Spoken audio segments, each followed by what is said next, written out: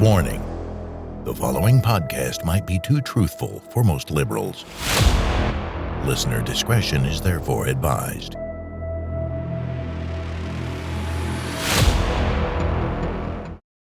Welcome to the Tea Party Power Hour. My name is Mark Galar. We have a very special guest with us today, Mr. Axel Kaiser.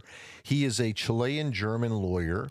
He is the director of the Friedrich Hayek Chair at the Adolfo Ibáñez University in Santiago, Chile. His opinions have been published in the Wall Street Journal, the Washington Post, Forbes, Newsweek, the Washington Examiner, and the John Hopkins University Institute for Applied Economics actually placed him in third among the influencers on economic matters with the greatest global impact in Latin America, Spain, and the United States on Twitter. He is the author of a new book entitled The Street Economist, 15 Economic Lessons Everyone Should Know. Axel, welcome to the show. It's a pleasure to have you. Yes, thanks for having me. I read the book last night. I enjoyed it very much, and I have a lot of questions, so I think we should just dive into it. Of course. The title of the book, The Street Economist. Let's start by explaining to my listeners what a street economist is.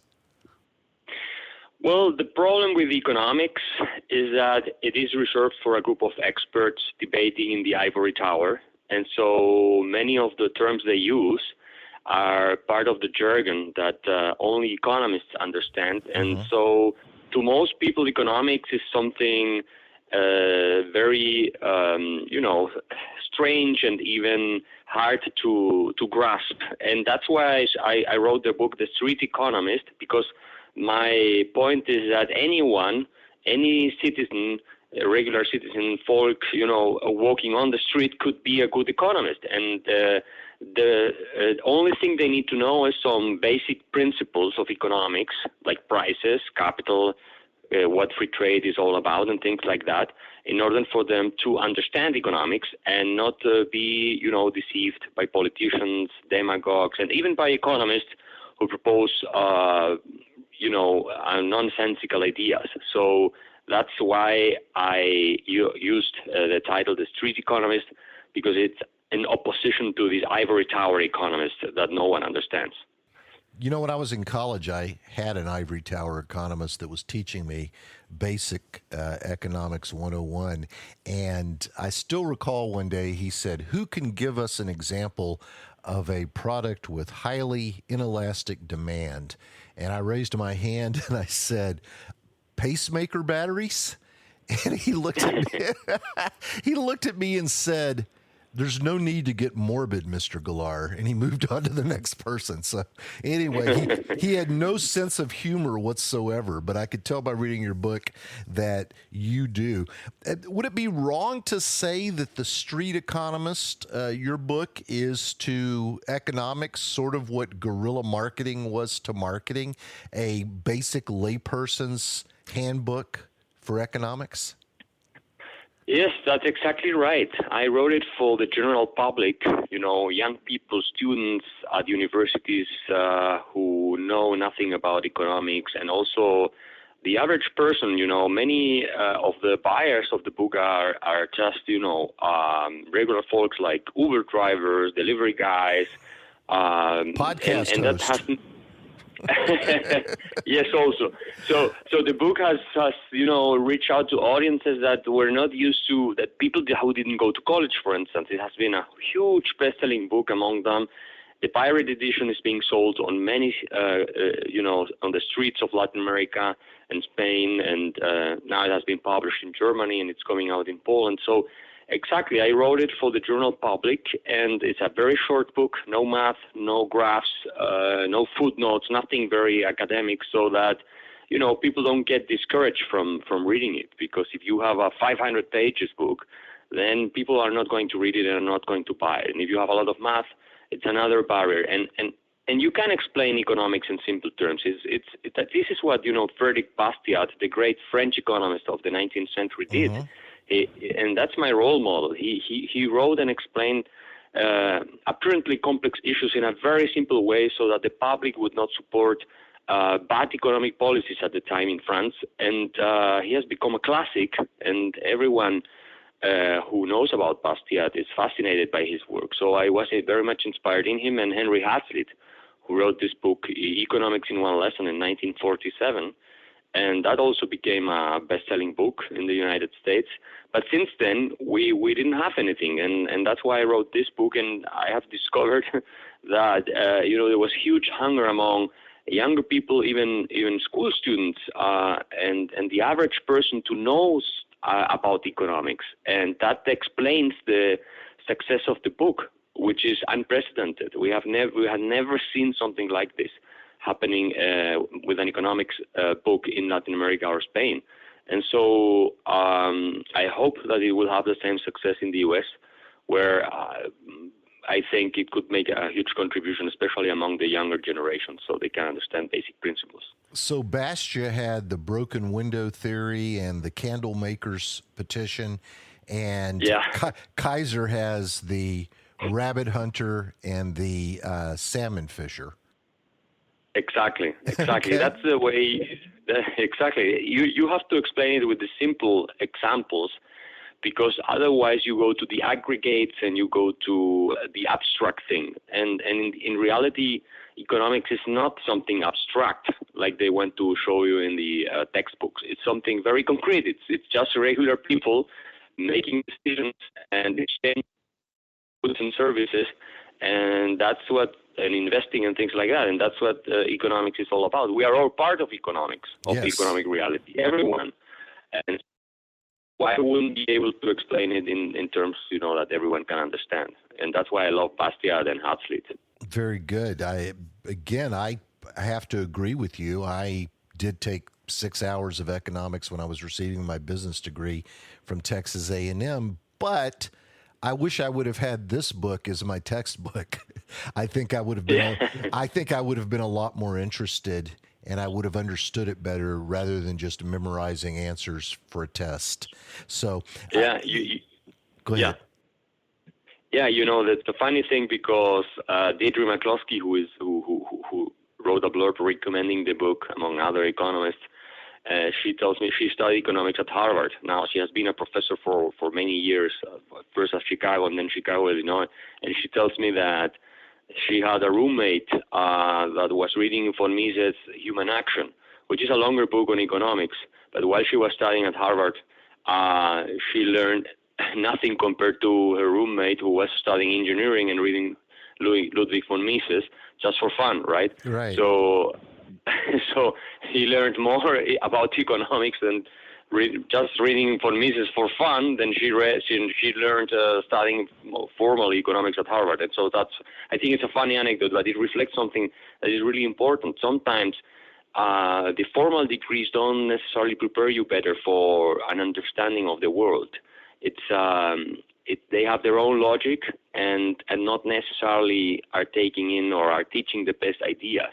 And my book is very much inspired in this Austrian school of economics that was, developed by Mises and Hayek and Rothbard and all of these people. And I think they have a better grasp of economic reality, and they can also communicate it in more efficient terms for everyone, basically. So yeah, I get what you are saying. Well, I think also it's important to point out something you said in the book about basically most people are economically ignorant. They don't have a fundamental understanding of economics, and perhaps the way economics has been taught and the way the textbooks have been written is a big part of that. I don't know if you'll recall this, but a couple of leftists held a rally in Washington, D.C., Craig Colbert and I believe it was Jon Stewart, and some conservative college students put up a booth with a big sign that asked the question, is Obama a Keynesian? Well, people were coming by the booth saying, you idiot, he was born in Hawaii. He was born in the United States. Yeah, that doesn't surprise me at all. Yeah. So that's funny. I didn't know that. That's really funny. But it's true. Most people know nothing about economics, and this is not only, people who didn't go to university or college. Mostly, people who did go to university and college are the most ignorant ones because they are taught the wrong things and or nothing at all. People who go and study history or philosophy or law even, they know nothing about economics. Even some people who study economics don't know nothing about economics. So it's always, I hope I'm sure you're going to do a good job of bridging that gap. Let's dive right into it. One of the things you say in the book is that some people finance their own existence while other people use taxpayers, for example, to finance their existence. I want to throw in another quote. I read once someone said, when we reach the point that there are more people taking from the government than paying in, we will be past a point of no return. Talk to us a little bit about people who finance their own existence versus people who rely on others to do it. And then give me your assessment of the United States right now. Are we to the point where we almost have more people taking than paying in? Yeah, so the first lesson of economics, and it's very obvious, but we have seemed to have forgotten it, it's that you have to work in order to make a living. Why? Because resources are not just available in nature. It's not like you go into a forest and then you find an iPhone, right? So wealth has to be created. And if you want to survive, you have to work, and so then you have an income and you can feed yourself and your family. So there are two ways of surviving. One is that you work for yourself and your family, and the other one is that someone else works for you, and then you live, out of the fruits of the labor of someone else. And when you have the state and the government intervening, what the state does is to collect taxes from some people in order to give it to other people.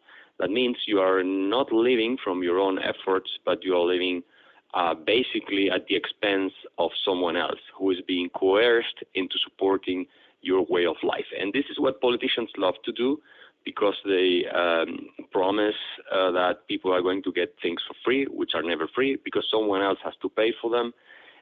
But they get elected by promising these things that they are not paying out of their own pockets, but as I said, they are using taxpayers' money in order to pay for all that. And in the United States, you have now this situation where 2/3 of the federal budget in the U.S. are what we could call social rights. That's to say, Medicaid, Medicare, Social Security, and things like that, that people believe are, inherent, or they have a claim on these things independently of their effort and what they give in exchange. And that is why you now have very high taxes, I would say, in general in the United States, despite the efforts done in the previous administration to lower them. And you have a huge amount of debt. It's not because of military spending, because if you really take a look, military spending as a percentage of the federal budget is low compared to all the other items. And so the U.S. is going down the road of a broken welfare state if they don't do something about this. The debt is too high. I don't think the U.S. is going to be able to pay it back. I think the U.S. has passed the point of no return because they have bought into this progressive narrative that, went very much against the legacy of the founding fathers and the idea of self-reliance. And once you create this system where the incentives are that more and more people get from government something, less and less people are paying into the government because you get discouraged because you leave or you start working, I don't know, in the informal economy or something. And then you have the politicians promising more and more because it's a contest. And the one who promised more benefits is going to win. And they don't pay the cost because after 4 or 8 years, whatever, they're not in office anymore and they don't care. And they also favor the interest groups that are supporting them. Because it's not only poor people or average people who get benefits from the U.S. government. It's also big corporations who have lobby firms hired that are doing the job every day in Washington. And so they get funds, subsidies, or they are, being protected against competition. So I think it's a huge mess. And the only way to fix it is to go back to understanding basic economic principles and teaching people that they don't have a right on other people's money.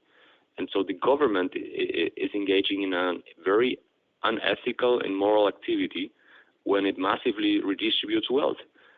But that seems like a very hard fight to fight nowadays. I think a very popular bumper sticker among conservatives is, despite what you've been told, nobody owes you a damned thing. And that's the way conservatives feel, that we all have to pull ourselves up by our own bootstraps, support ourselves, and make our own way. But that's the opposite of what the other side is teaching. Now, getting back into the book, you describe inflation as a hidden tax. Elaborate on that a little bit for us.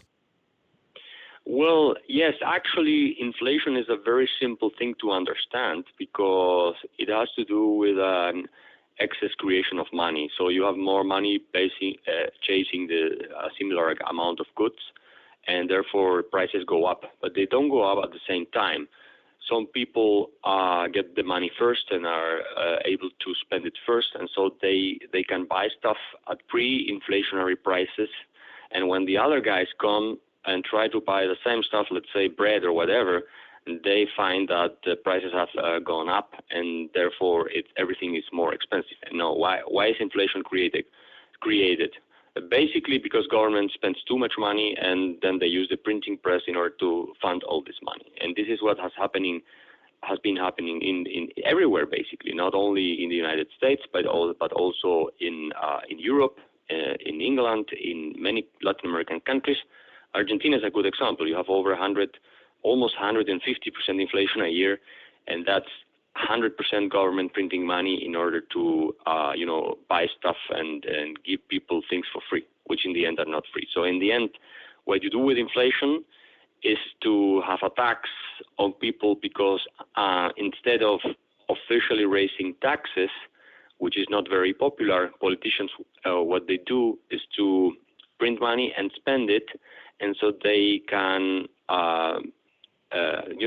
get all these goods and services before the other people can have access to them or buy them, and so the prices rise for the others. That means they can buy less with the same amount of money because a share of these goods and services has already been taken by the government, not via taxation directly, but via inflation, via printing money and spending it before the rest of us. And so, but it's in the end the same logic of taxation.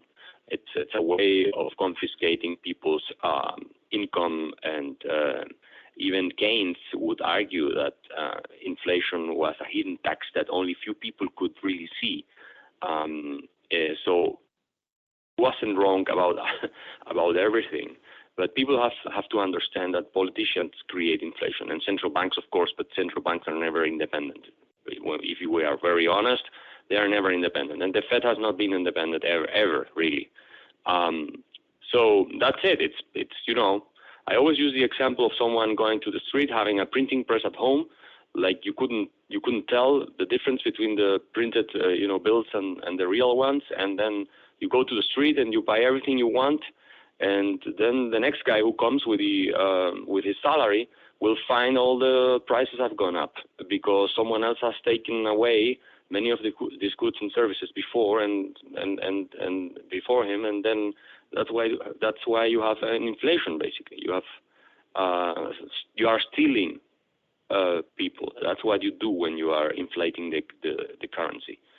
It's very easy to understand in the end, but not a lot of people really do grasp why inflation happens. And you have all these narratives saying, "Oh, it's the greedy, business people who are raising the prices and taking advantage." It has nothing to do with inflation. It's the government, it's the politicians stealing people, and taking away the goods and services that they produce. Because if I print money, I don't have to work in order to make a living. I just go with the printed money, and I can claim part of the goods and services that other people produced. And I can go with the bills. I claim that. I take it away. I live. out of other people's work without having to produce something myself in order to exchange it by something that these other guys have produced before. And so it's very easy if you have the printing press to, buy everything you want and then pretend that nothing is happening, nothing wrong is happening. But the other guys, if they don't know about this, if they are not aware, what they will see is prices going up and the share of resources that they can claim in exchange for their own labor going down. It's as simple as that. My next question for you was going to be, could we consider quantitative easing another hidden tax? But you've done a great job of explaining how printing money or quantitative easing, if you want to use the euphemism, and inflation go hand in hand. But I am going to go to something else in the book that just popped into my head as you were giving this explanation. A lot of people say, why doesn't the government just print money and give everybody $1 million? Now, one of the things you point out in the book is that if the government did that, you really wouldn't be increasing anyone's purchasing power. Explain to my audience why that's true. Yeah, so imagine that the government would do that and everyone would have $1 million the next day. The one thing that can happen is that everyone is $1 million richer at the same time. Let's say it's an instant act. And so the relative position of everyone would be exactly the same as you had before the $1 million, because imagine you had someone with $100,000, someone with $50,000. So this person will have the $100,000 plus the $1 million, and the other one will have the $50,000 plus the $1 million. So they will be, in comparative terms, exactly the difference between them will be exactly the same. One is $50,000 richer than the other. So now, if you go and everyone spends the money at the same time, prices will go up for everyone at the same rate. And so you will not be better off after the $1 million that you received from the government than you were before, because the purchasing power of everyone else will go up by the same amount. And so that wouldn't work. But that wouldn't work, even if everyone got $1 million. What you would have is prices are going up for everyone at the same rate, and so you couldn't buy many more things than you could buy before the $1 million, And so, but that is not the way inflation really works.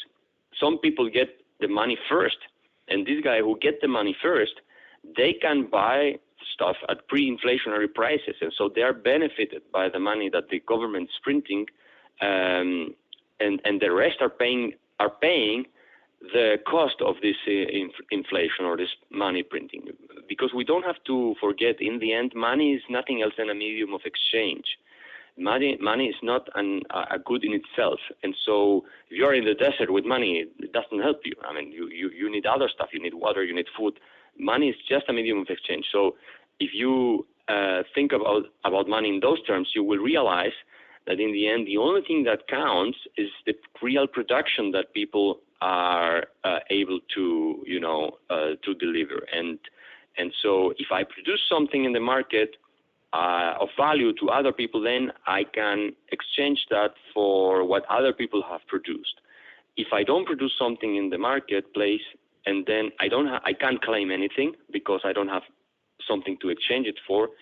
And if I only print the money, then I'm claiming goods and services without having to produce myself, which makes the whole society poorer.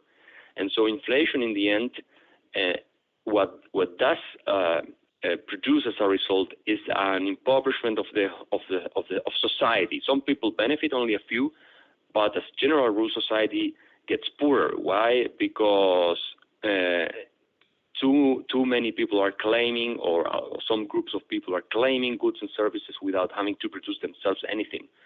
And that is like, imagine 40% of society would produce and 60% would not produce, and would be able to buy stuff that the 40% produces because the government is giving them printed bills. You would have 60% less people producing in society. Imagine everyone produces exactly the same. That would be 60% less production in society, and you would have only 40% people producing because the government is stepping in and giving people printed money. So this 60% can just come and claim everything that the 40% are producing without giving anything in exchange. And so in practice, this 40% would become sort of slaves to the 60% because they're working for free in the end. But if you had 100% of people producing because no one is getting any printed money, then the stock of wealth in society would dramatically go up and everyone would be better off. This is not to mention the destructive effect that inflation has on the price system and the structure of production and many other things. But just taking a look at the inflationary process, only on the first level of analysis, you can see that the idea of just printing money and giving it to people is nonsensical. If that worked, Argentina would be a paradise of prosperity because they have printed so much money over the last years, and everyone has gotten printed money from the government, and they have 150% inflation, 45% poverty rate, 6 million people are starving in a country that produces food for 400 million people, and it's a complete disaster. So you have to go and work and produce something, otherwise money is completely useless because it's not money what you want, it's what you can buy with money what you really want, and someone has to produce that.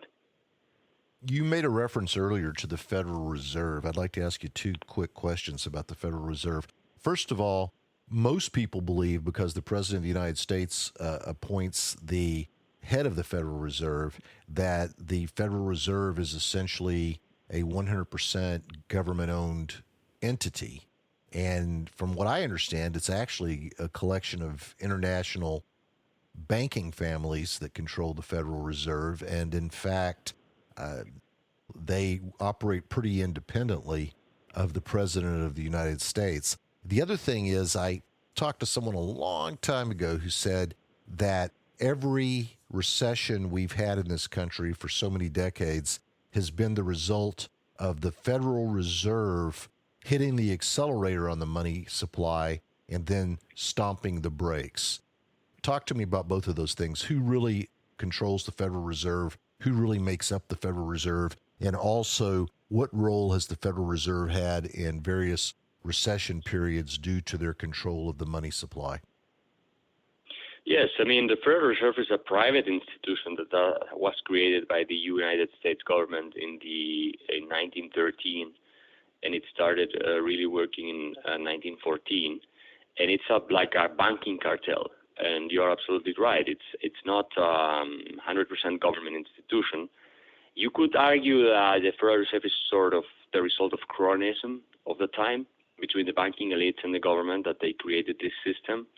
And it is controlled by private banks. That's absolutely the case. And they appoint the people in charge of the different branches of the Federal Reserve.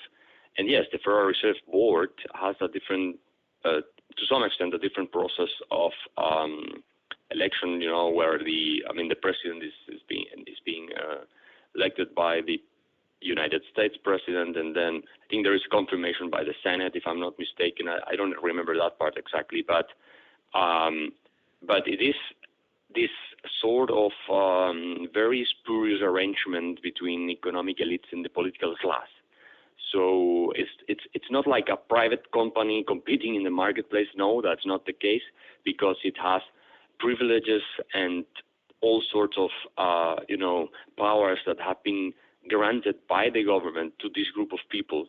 And the president of the Federal Reserve Board is, I think, the most powerful person in the world, because it controls the dollar, which is the reserve currency of the whole world. And they decide whether to raise interest rates, to shrink the money supply, increase it, and so on and so forth. And by doing so, they, of course, create business cycles that end up in catastrophes like the 2008 financial crisis.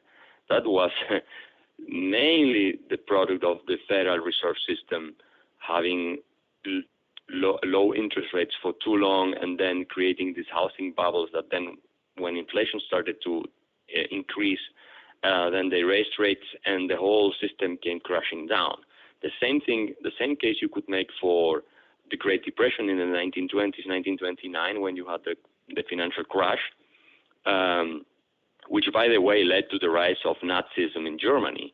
So that's how dangerous these central bankers can be. And you had the Great Depression, and this was caused by the Federal Reserve because they manipulate the interest rates, they manipulate the money supply, they create bubbles, and then you have these disasters, which are not only economical, they are political, they are social, and have effects that last for decades or even centuries. And so I'm very much against the existence of central banks. I think from a theoretical perspective, what they try to do is impossible because no one can really plan prices, and what the central banks are basically planning agencies where they do the same thing that Soviet Russia tried to do, which was to fix prices for everything. Well, they tried to fix the price for money. They tried to determine in a centralized way how the whole monetary system should work. And you don't have knowledge for doing that. And I have had this debate with many central bankers, including some people from the Federal Reserve System. And I asked them all, how do you know what interest rate you should have? Like, how is it you can determine that? Because they can agree with you that the government shouldn't fix the price of tomatoes, for instance. But they can fix the price of money, or credit, which is part of every transaction in the economy. You need money for doing transactions, and they can know that. There is no way they can know that, and no one has come up with a good answer, and that's why they are mistaken all the time. Even if you had the best people at central banks and were completely clean from any influence, by corporations, banks, and the political class, even if you had that, they would be up to an impossible task, which is the task of price fixing. You cannot know what prices things should have for the simple reason that the market economy is a complicated process from where you have billions of interactions every day that determines prices in a spontaneous and non-planned way. So prices are the result of the decisions of billions of people adjusting to different circumstances 24/7, and they vary all the time. And so you cannot know what price should, bread have or whatever, let alone what prices or what interest rates you should charge for, like a loan or something like that. And that's why the system should be dramatically changed. And I'm not the only one saying this, by the way. There are plenty of very well-known economists arguing against the Fed and the existence of central planning in monetary policy. And free banking has been much better than central banking. Historically, when you read, for instance, Larry White's works or George Selgin, and even the Fed, the system was much more unstable and prone to crises after the creation of the Fed than before the creation of the Fed. And they created the Fed with the excuse that the system was too unstable. Well, it turns out that it was much more unstable after the creation of the Fed. So I would get rid of the Fed, for sure. If you're not a fan of centralized banking, does that mean you are a fan of crypto? Well, I am a fan of crypto insofar as they provide a technology that, can decentralize the monetary system, can enable you to have different currencies competing with each other, that can provide new technologies that would make it easier for people to participate in the market economy because you would have access to credits, for instance, that are not being processed by the traditional banking system, especially very, micro credits for people of low income. Mm-hmm. I think, the crypto sphere can offer different, alternatives. I'm not a fan when you have the government saying they want to create CBDCs based on blockchain technology and things like that, because that's a risk. For every new technology we create, you will have politicians trying to use it in order to control our lives even more. And so I'm very worried about the war against cash that is taking place in the world, and the idea that we will have a central bank digital currency where the government will know in real time how you are spending your money, where, when, with whom, and you will have no privacy whatsoever, and then they will be able to program your money so you can that the government wants you to spend it, and then you will have expiration dates for your money, so you have to spend it within the next 30 days, otherwise you lose your money. All of these things are totalitarian in my view, and there is a reason why China is a leading nation in terms of CBDCs. But now you are here in the United States, many people want to introduce them in Europe and Latin America, everywhere. So it has become a fashion. And I hope that crypto will offer an alternative to that, and that people will resist it, because otherwise we will have our lives completely being controlled by the government. If we lose monetary freedom, which we partially have because we have the Fed, but at least if I have cash and I go and buy something, the Fed doesn't know what I did. But if they get rid of cash, that's it. It's game over. So all that money that grandma's been hiding in her mattress, she would either have to fess up to and pay back taxes on, or it would become worthless. Exactly. I mean, they would make it impossible for you to, or illegal to use cash. And you go to Sweden right now, and cash is not being used almost anymore because the businesses wouldn't take it. And so you cannot buy things with cash, and everything it's just electronic money, and so it's very easy to track it and to control it. And they can apply interest rates on you. They can negative interest rates. I mean, expropriate your money. Imagine if government could just say, you have this account at the Fed, which is the way how a central bank digital currency would work probably. And you are saying things that are not politically correct, and you are refusing to go to re-education, like they're trying to do with Jordan Peterson in Canada right now. So we are going to charge you a punishment of 20% of your savings. What can you do there? I mean, we will try to find alternatives like buying gold coins and silver coins and things like that. But still, it would be very hard to avoid, being controlled by the government and sanctioned by the government, and losing your ability to dispose of your. I'm very worried about this because it's a trend that is growing. It's being pushed by central banks all over the world, and I think even the World Economic Forum is promoting this idea, and so it has become like a fashion among elites, even among well-known economists, like Harvard professors and others. And so I am very worried. In Chile, for instance, we had this former president of the central bank, who was a very good economist, or at least a very well-known economist, saying that we should get rid of cash, and that so we can control, and this is the excuse they give you, organized crime. Right. As if organized crime has not been using the traditional banking institutions for decades already. I mean, it's crazy if you think about it, and it's an excuse because it's not true. We've gone a little over on time, but I have extra time on the show. Do you have time to answer a couple of more questions? Yes, of course. Okay, great. I want to talk to you about the Biden economy and some of the ideas that the left has been floating for a while. And I'm just going to throw the idea out, and I'll let you tell us whether it's a good idea, a bad idea, and why it's a good idea or a bad idea. Biden wants to pay off student loans. I think I know your answer, but go ahead. Well, that's a horrible idea. We did that in Chile, and we made universities free, basically, for most people. And all over Latin America, you can see the result of this policy. And what you have is poor people paying for rich people's education, which I don't think is fair.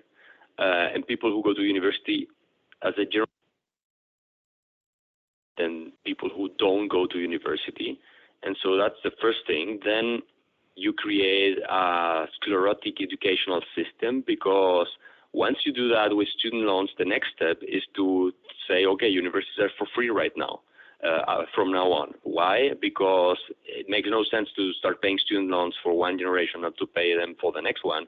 So practically what you will have is free university for everyone. And that creates very wrong incentives. So you will have more bad incentives. You will have more people choosing the wrong career path and studying more things that are not profitable in the market because they are not really thinking about am I going to pay back the loan once I graduated from school or from university.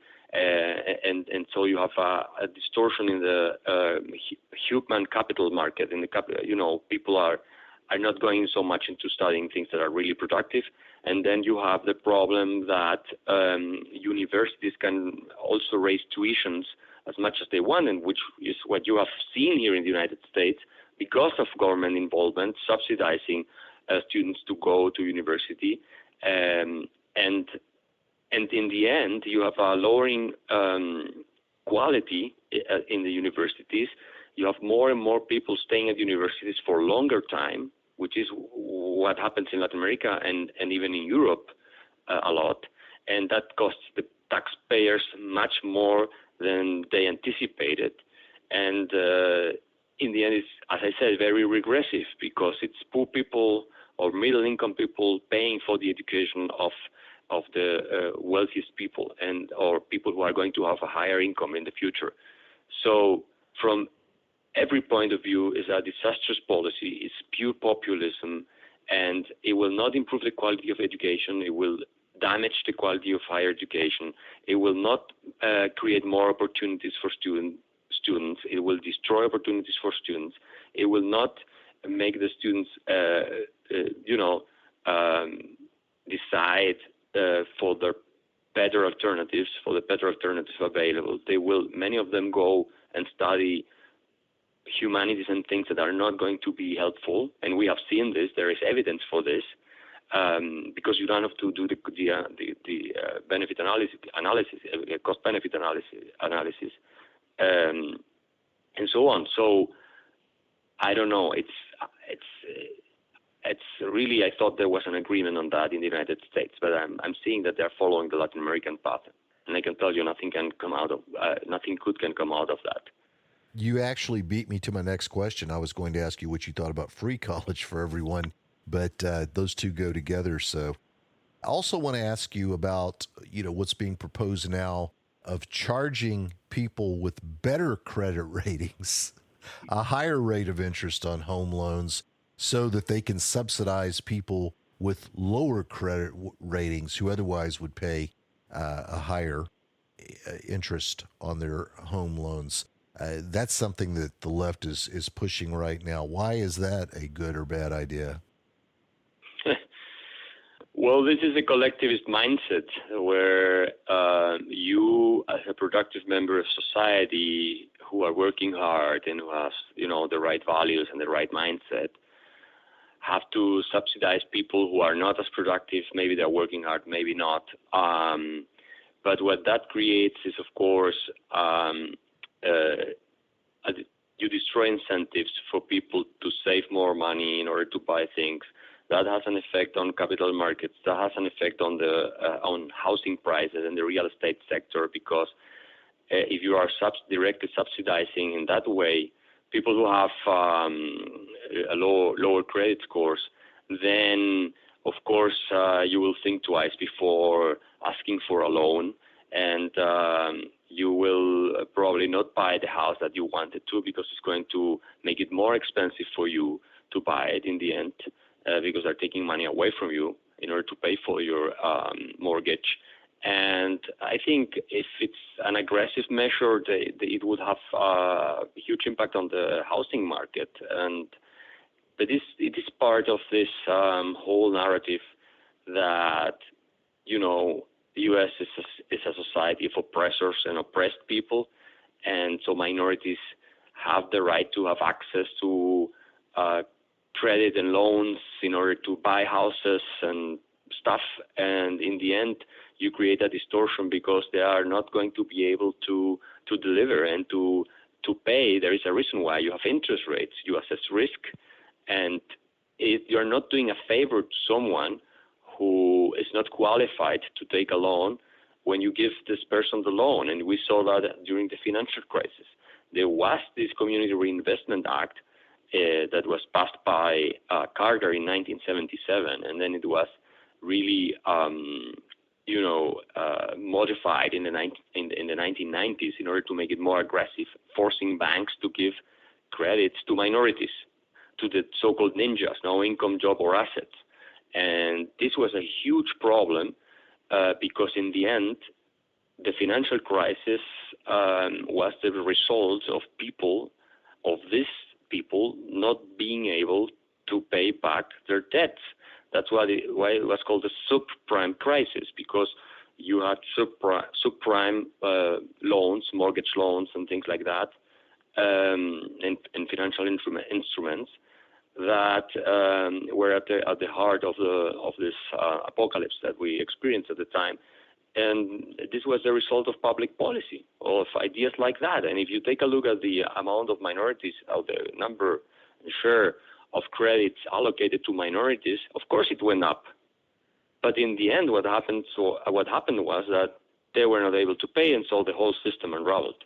The whole idea went into a crisis mode. And Democrats were guilty of this under Clinton, creating the housing bubble, but also Republicans like Bush pushed this agenda, and so different institutions played a role, like Fannie Mae and Freddie Mac, buying all these mortgages and then selling them as mortgage-backed securities and so on. So the main problem is derivatives. Yeah, exactly. So the main problem, in my view, is not even an economics problem, which is horrible. These ideas are very immoral and unethical. You are discriminating against people because they are productive, because they are, saving, because they are trying to make a living for their families and themselves, and charging them more money. And this has also a racist component, because if you take a look at the people who are saving more and paying back their loans and getting these credits are mostly white Americans and Asians. And what are you trying to do with this? Is the same that the university system has been trying to do for decades, which is to favor, these Latino students or black students, giving them, or demanding much lower scores in order to enter universities. And then you are, of course, leaving the best students, whether white or Asian students, out of the system. And you are discriminating against them just because they don't belong to the appropriate race, the accepted race. And this is the same in the financial system or in the credit system, if you start applying these things. And it's not going to stop there. It's going to go much further. It's like, take a look at California. They have passed so many stupid laws in this state, and they keep on doubling down on these ideas. Reparations.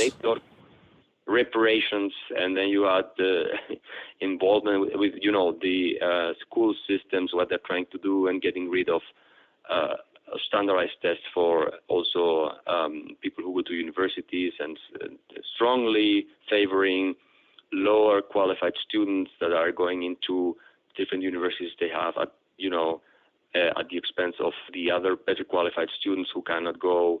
And then you have crime running out of control, because you can steal up to, I think, $1,000 or something like that, and nothing happens to you.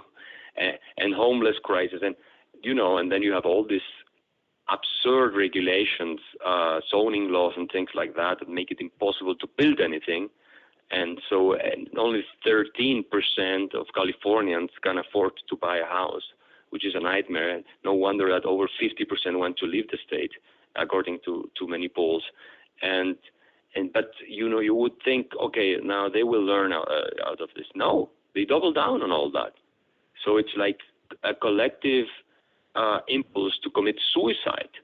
And even when they see that big companies, corporations from Silicon Valley are also leaving, they continue to raise taxes and come up with ideas like reparations.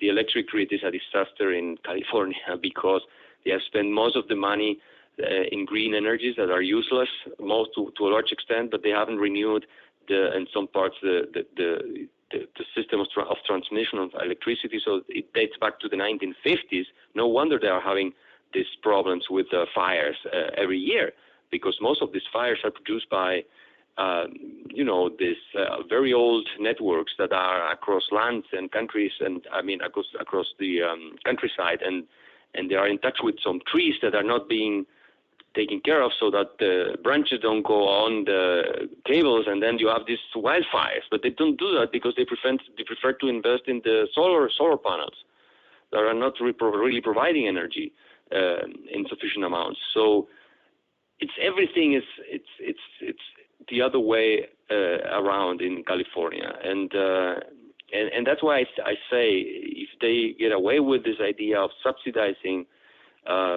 minorities, because this is really about that, by punishing people who are saving more and are more productive and responsible even, then they will double down on that. It would just go, be more and more over time, and the effect will be more dramatic.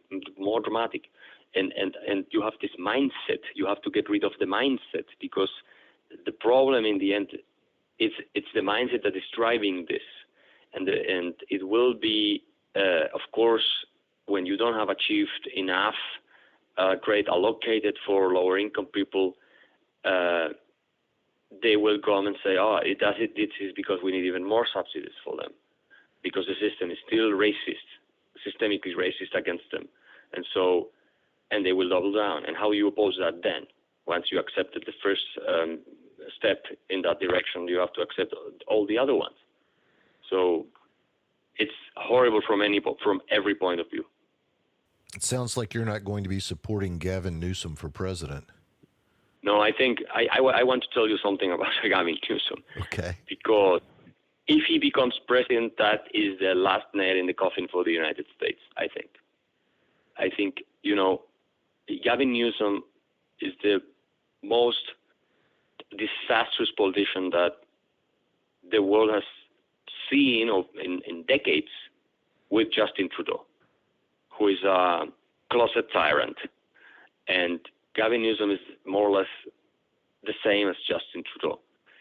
And he is so woke and so leftist that I'm completely convinced that if he became president and had the chance to push forward his agenda, it would destroy the what is left from the healthy economic system and institutions in this country. I think he's one of the most dangerous guys that you can have in the White House. Far more dangerous than any Republican or probably any other Democrat. I agree with you 100%, but like you, I'm also equally amazed that he keeps doubling down, and that a lot of Democrats think he would be an ideal candidate for president of the United States, even though people are leaving his state in droves. I mean, they just can't stand being there. They can't afford to buy a house. Crime is through the roof. It's easily the most woke state in America, and it's a disaster, and yet people continue to push the woke agenda that Gavin Newsom has embraced. This idea is an oldie, and we've kind of covered it a little bit, but it's the idea of raising minimum wage. Axel, is that any different than the previous example we discussed, where you just give everyone $1 million even if they don't increase their productivity? It's no different, and I have a lesson about this in the book, because what determines your income, and this is important to understand, is your productivity. It's not a law. Like, we could have a minimum wage law of $1 million per month for everyone. What would be the effect of that? I mean, it wouldn't be LeBron James who ends up unemployed because he makes much more than that. It would be all the other guys who are not productive enough to make it, rational for a firm to hire them. And so, but the same happens if you have a minimum wage law of, $10 per hour or 15 or 20 or whatever. There are people who are below that threshold of productivity. and they are not going to get hired, and even more, you are going to fire people, and you are going to replace the guy who is flipping burgers at McDonald's with the robots, and then these people will be on the streets living on food stamps, or who knows what are they going to do. And so in the end, the minimum wage law is a prohibition for lower skilled people to work in a formal labor market. That's it.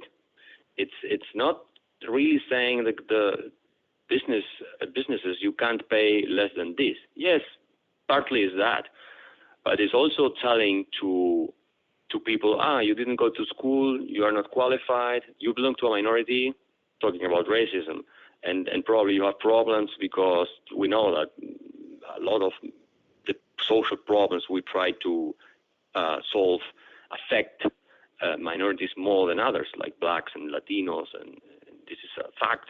But these people need the jobs the most, and so if you have the minimum wage law, you are telling them, no, you are not able to work because you are not productive enough to be hired by the company or to be hired by a small business.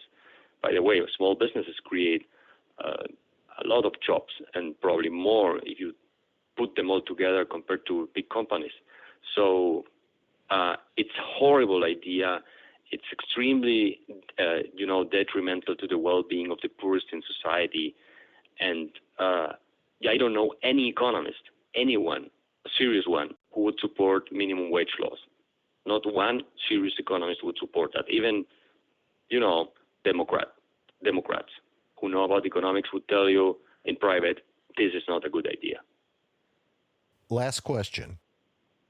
Now, a big part of what I see the left doing is just straightforward divisiveness, straightforward class warfare. They have a divide and conquer approach. They want you to begrudge someone who is a huge financial success, the Elon Musks, perhaps to a lesser extent, Bill Gates. One of the things you talk about in the book is why preventing people from becoming wealthy is a bad idea. Could you explain to my listeners why preventing people from becoming extremely wealthy is a bad idea? Yes, there is a famous quote by a Chinese minister. I don't remember exactly which communist dictator it was in China, but the guy said, because we wanted to prevent a few people from having a Rolls Royce, we condemned everyone to ride a bike. So I think that's a great quote, because what people have to understand is that there is only one way to get wealthy in a market economy, and that's by creating goods and services that people want and need at the prices that people are willing to pay. So you have to benefit and create wealth in order to be a rich guy. If I have, let's say, if I want to have a store where I sell bread to people, and I have detected a good spot, and then I create a store, and my bread is good, and people are buying it because they need to eat. So I'm benefiting them. They don't have to go to another place and buy bread. This is closer, whatever. They're saving money. The bread is better, has a better quality, and if I'm successful with that store, maybe I will open another one, and then another one, and then I will have a huge company that sells bread all over the United States. And I became very rich doing that, and by doing that. And so the question is, would it have been better for me not to start this, company only because now I'm extremely rich compared to most people? The answer is, of course not, because I created a lot of wealth. I have lots of employees who didn't have a job, and now they are working and making a living for themselves and their families. People are buying good bread. My bread is better quality, and it costs less, so people have more disposable income to spend in other things, and I'm even paying taxes. So I don't know in what head and what brain the idea can come up that it is wrong to have very rich people. Very rich people only exist in successful societies. If you go to Haiti, there is no one rich there. If you go to Cuba, the only guys who are rich are the members of the Communist Party who control the island. The same in North Korea. But if you go to societies where you have certain degrees of freedom, you find lots of rich people because they have been able to develop their skills and their talents, and then they have created a lot of wealth for other people. And the same is with Elon Musk. I mean, the guy is a genius, and he has created so many good things for humanity. And actually, there are studies showing that these billionaires have created, if you take into account the amount of wealth that they have, which, by the way, is invested in factories and things. It's not like they have the cash under the mattress. It's only a 2% compared to the wealth that they have created for others. So the same with Bill Gates and Steve Jobs. Like, imagine if we didn't have computers. Like, computers helped us all to improve our productivity. So this is the same example of the farmer and the tractor. Imagine a farmer before the tractor trying to, to have wheat and whatever to these crops. Well, he was much less productive. And then with a tractor, suddenly, and fertilizers and things like that, he can produce 50 times more wheat than he used to produce. It means he's going to be much richer, of course. It means that the guy who invented the tractor and is selling the tractors is going to become also very wealthy, and more than the farmer. But it also means that we will all be able to buy bread paying much lower prices because you will have more wheat in order to make them. And so everyone benefits in the market economy. And this is why you see plummeting rates of poverty all over the world when you have market institutions. Even if you open limited spaces for freedom, like China did, or India, or you see it in Latin America, we have many problems. So the minute you have a certain amount of rule of law and freedom to trade and engage in market activities, the economy starts growing, people find jobs, you have prosperity, you have lower poverty rates, and so on and so forth. And when you go back, like in Venezuela, you have 92% of people living under the poverty line. That's now the case in Venezuela, 92%. And it was the most prosperous country in Latin America in the 70s. And so, I stick with this Chinese guy who said it best. If you try to prevent some people from being wealthy, you are going to condemn everyone to be poor. And this is what we have to learn. And the other thing is pure envy, in my opinion. It has nothing to do with trying to help anyone. It has to do with equality for the sake of equality, because we hate that people have more than others. And we are socialists, so we want everyone to be equal, but not ourselves. We are going to be not as equal as the rest of the people. Once again, the title of the book is The Street Economist, 15 Economic Lessons Everyone Should Know by Axel Kaiser. Axel, I think it's fair to say that this conversation that we've had today and the lessons that you've taught us here today are indicative of the lessons that are taught in the book and the method with which these lessons are taught. Simple, straightforward language that anybody can understand. So if you haven't been a fan of economic textbooks in the past, and you could probably put me in that group, this is a very enjoyable read. It's a great book. Congratulations. I can see why it's a bestseller in so many countries. Tell us the countries where it has been a bestseller so far. Well, it has been a bestseller, of course, in Chile, in Argentina, in Spain. It has done very well in Brazil, in Germany. It's now coming out in Poland, also in Mongolia. Wow. That's funny. Yeah, but there are people interested in Russia and Holland and other countries. So I think it's going to be in more than 10 languages by the end of next year, because everywhere people were lacking this very simple way to approach economics, and people have been fascinated by the book, and as a very excessive way so everyone can understand it. We're talking I'm very happy with the result. And you should be. Less than 100 pages, written so that any layperson can understand it.